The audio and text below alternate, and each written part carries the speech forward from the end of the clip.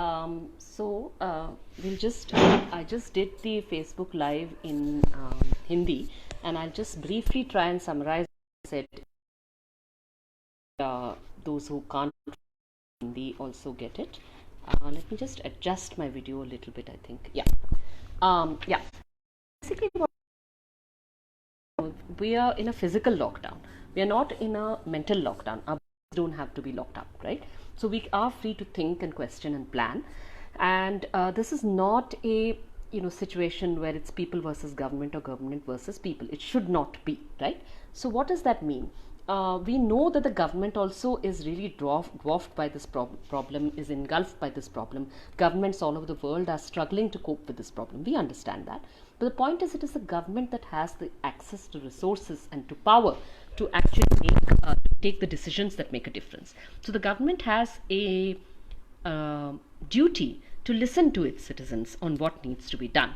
And it should not be that just government takes decisions and forces them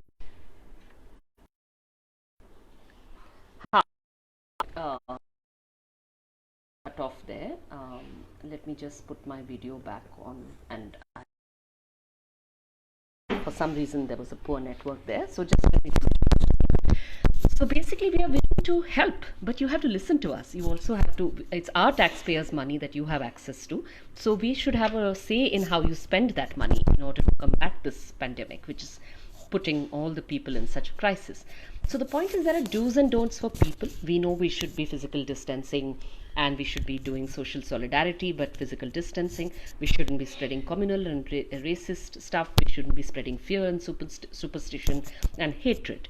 But there are do's and don'ts for the government also. So it's not just rules for what the people need to do and not do, right? There's also rules for what the government should do and should not do.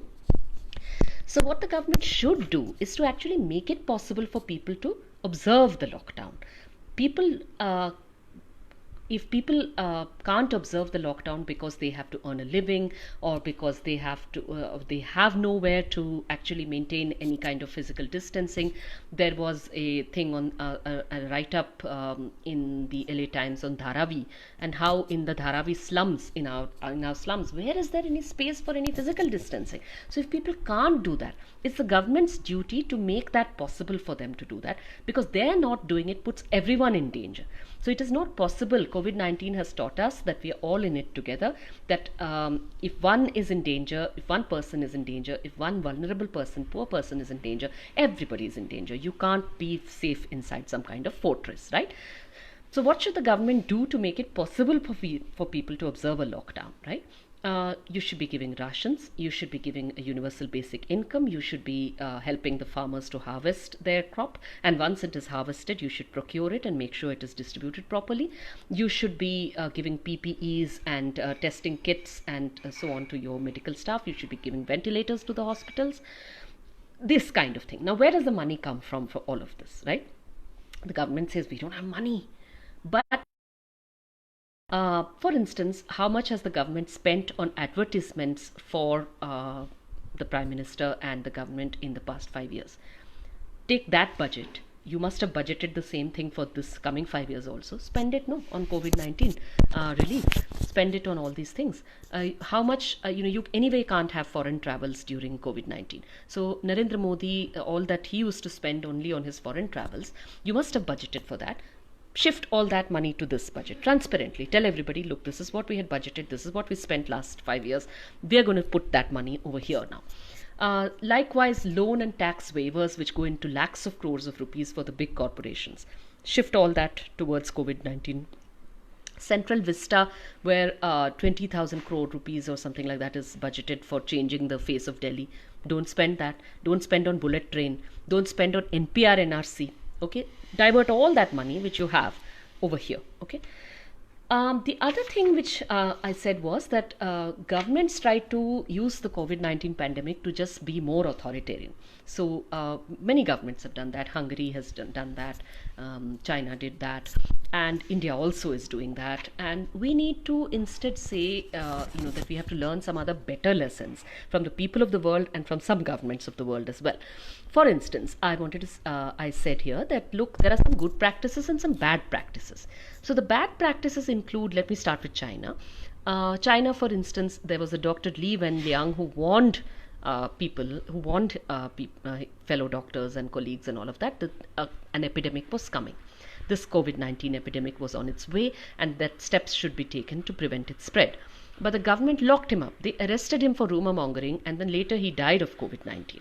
So if the government had only listened to him, why didn't they listen to him? They didn't listen to him not because they were communist, but in very large part because they are behaving like capitalists right now. They didn't listen to him for capitalist considerations. They didn't want to shut down their factories in Wuhan. They did not want to they didn't want the world to know that there could be some kind of contagion here, because that would affect their economy, or whatever they thought was their economy, right? Likewise, America also, they got to know in November that a pandemic could hit, and 9 times Trump was reminded of this and told to do something, but he did nothing. Why? Same reason. Likewise, India got to know on January 30th, but Indian government did nothing until 22nd of March, right? So why is it that these people are delaying? Why did they do this? They are shoring up their authoritarian stuff. They're not doing it in a they could do things in a democratic manner. They could consult people on what to do. Democratic manner would mean listening to your Li Wenliangs and your other doctors and your common people, asking them to tell you how best to achieve physical distancing. But governments don't want to do that because democracy is even more contagious than a virus. And they don't want democracy to be contagious. They don't want that to spread. They don't want democratic habits to spread, right? But it is our job to spread those democratic habits. And we need to say that, look, what has this COVID-19 pandemic taught us?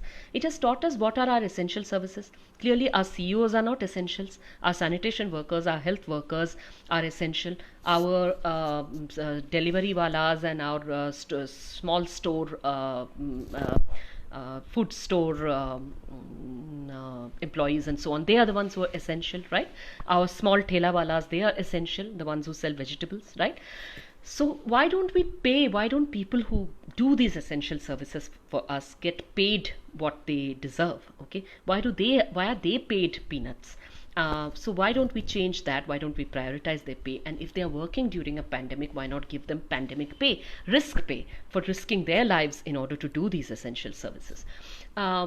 Why not nationalize hospitals as Spain has done? Why not waive the rents and mortgages and debts as Canada has done? Why not give free Wi-Fi facilities? Why not give free childcare as Australia has done? Why not commission all the empty buildings or unused buildings right now which are not being used for housing people, such as empty homes, such as hotels, such as big barat ghars and so on? Why not marriage halls and so on and so forth, big areas and buildings, clubs? Immediately commission those to make them homes for homeless people. Because if people are homeless, it's not just the homeless people who are in danger of COVID-19. The fact that they are in danger means everyone is in danger. Okay, so keep everyone safe.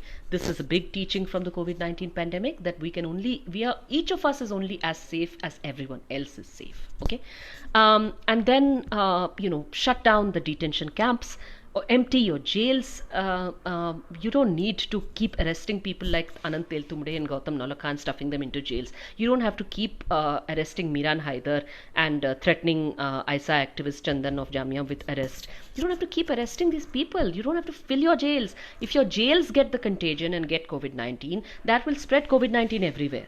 So why do you want to keep these places open as COVID-19 petri dishes, right? Similarly, learn from imagining the whole world to be one community. Stop competing and start cooperating. For instance, America. There was a ship outside America with people on it who had COVID-19, and Trump says, no, I don't want them to come in because that will spoil our numbers. This was some time back. Now American numbers are among the worst in the world for COVID affected people and even for COVID-19 deaths, right? So what did Cuba do? Cuba says, come here, we will treat you. We will not treat you like a leper. We will treat you as with the care you deserve. So should all governments, should all countries not be doing this? Should you not stop treating people as undocumented, illegal immigrants or whatever it is, and just say everybody who's undocumented will be treated as a citizen? Ireland has done this, Portugal has done this, India should do this too, and all countries in the world should do this. So basically, what we're saying is that things that are essential, which are basically the things that make life possible, that includes healthcare, that includes sanitation, that includes education, that includes food, that includes all these things that are essential for life. Those are the things that we should be prioritizing. Those are the things on which public money should be spent, and the things we should not be prioritizing are profit making rather than life making. And we should not be bailing out the banks right now. We should be bailing out people right now, right? So I just ended by saying that basically if people have a better understanding of these things, and in this pandemic, we are all responding, we are trying to arrange relief and stuff, right? Where the government is not able to do their work, we are arranging relief, the people are arranging relief. So let the government back us. The government has the resources, but we have the will, we have the ability to reach out to people, we have the ability to do this in a democratic way, figuring out who needs more things, who needs less things, who has a sick child, who has a pregnant woman at home, and so on. We're doing that. So you give us the resources. If you can't distribute them, we'll distribute them, but you please involve us in this job. Stop being like I believe that Odisha and now even Varanasi, UP, so on, they're hindering relief work by saying we won't give passes and we won't let you do relief and we won't do relief. So you're not able to do relief. Governments are not able to do relief. So please listen to us, take our cooperation, and let us help you, tell you what to do. Take our suggestions on how to spend our money. Listen to us, because if you're going to use this pandemic to try and push authoritarianism and make authoritarianism a new normal, we are not willing to go back to the old normal, and the new normal that we will fight for will be a far more democratic new normal, where healthcare is free, where food is free, where housing is free, where everyone has access to these basic needs and necessities. That is the new normal that we are going to fight for, and we were fighting for it earlier, and COVID-19 is something that is only going to strengthen our resolve to fight this. As Alexandra Ocasio-Cortez says, be it China, be it US, be it India, COVID-19 is pouring gasoline on the problems we already had. So if India had untouchability, and India had Islamophobia, and India had a gap between the rich and the huge gap between the rich and the poor, inequality, all these things are being exacerbated by COVID-19. In fighting this, we must fight the inequalities with greater strength. Equality is something that is going to keep all of us, the entire world, and all the citizens of India and the world safer from future pandemics of this kind. So that is the world that we have to fight for. Thank you.